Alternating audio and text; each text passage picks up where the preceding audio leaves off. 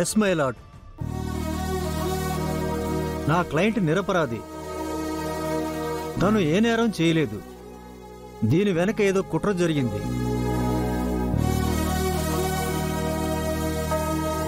తనే నేరం చేసినట్టు ఒప్పుకున్నాక ఇంకా కుట్ర అంటారేంటి డిఫెన్స్ లాయర్ గారు? తను నేరం చేసినట్టు ఎలాంటి ప్రూఫ్స్ లేవు. లేకపోతే ఏంటి? తనే స్వయంగా పోలీసులకి వాంగ్మూలం ఇచ్చారు కదా.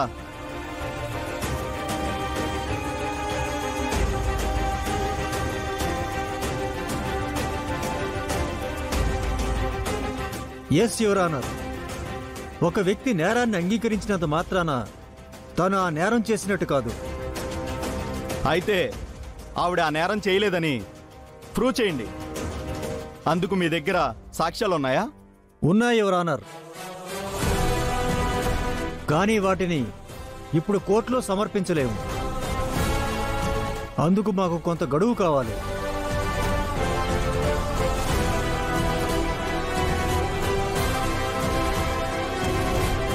అప్పటి వరకు దయచేసి నా క్లయింట్కి బెయిల్ మంజూరు చేయండి. I object your honour.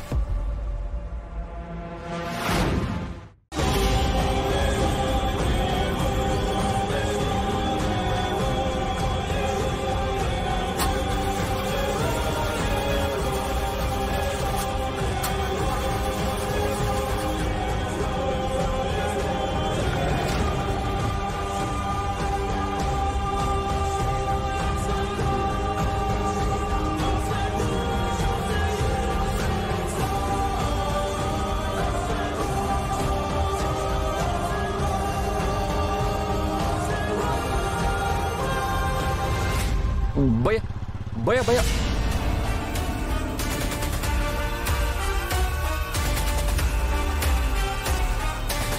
నిందితురాలికి bail ఇస్తే కేసును సాక్ష్యాలను తారుమారు చేసే అవకాశం ఉంది యువర్ ఆనర్.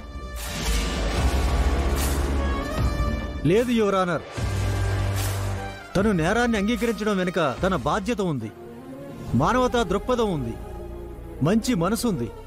తన ఇంటి కోసం, తన కుటుంబం కోసం తను చేస్తున్న త్యాగం ఉంది.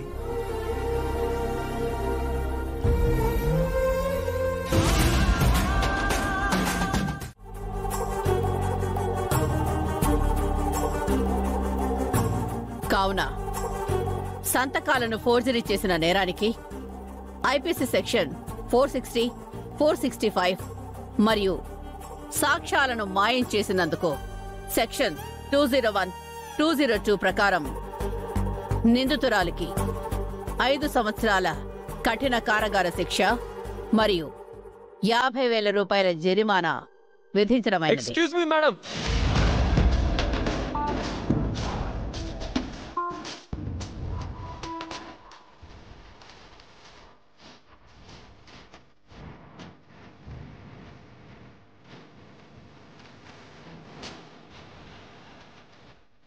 దయచేసి మీ తీర్పును ఆపండి.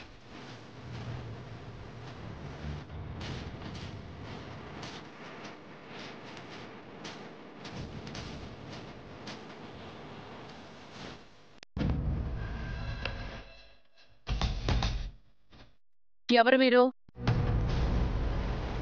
ఆ అమ్మాయికి భర్తని మేడం. తనే నేరం చేయలేదు.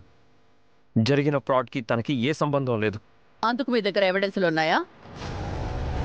ఉన్నాయి మేడం.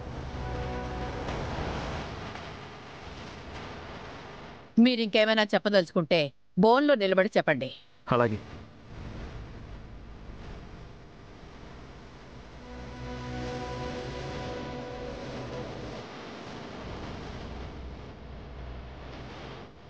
ఇదిగోండి మేడం ఆ ఎవిడెన్స్.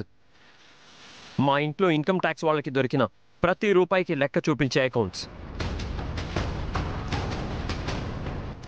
అలాగే మా నాన్నగారు చెక్కుల మీద ఫోర్జరీ ఎవరూ చేయలేదు, అది అబద్ధం అని చెప్పే సాక్ష్యం.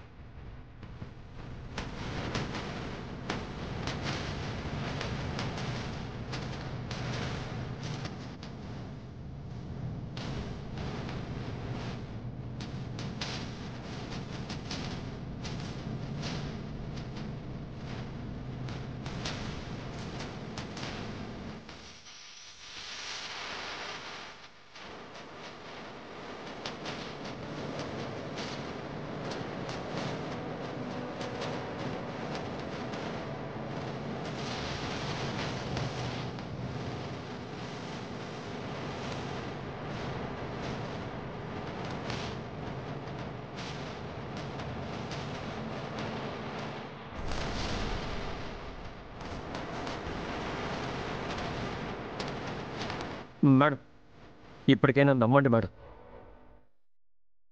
తను ఏ నేరం చేయలేదు మేడం. తన తప్పేమీ లేదు మేడం.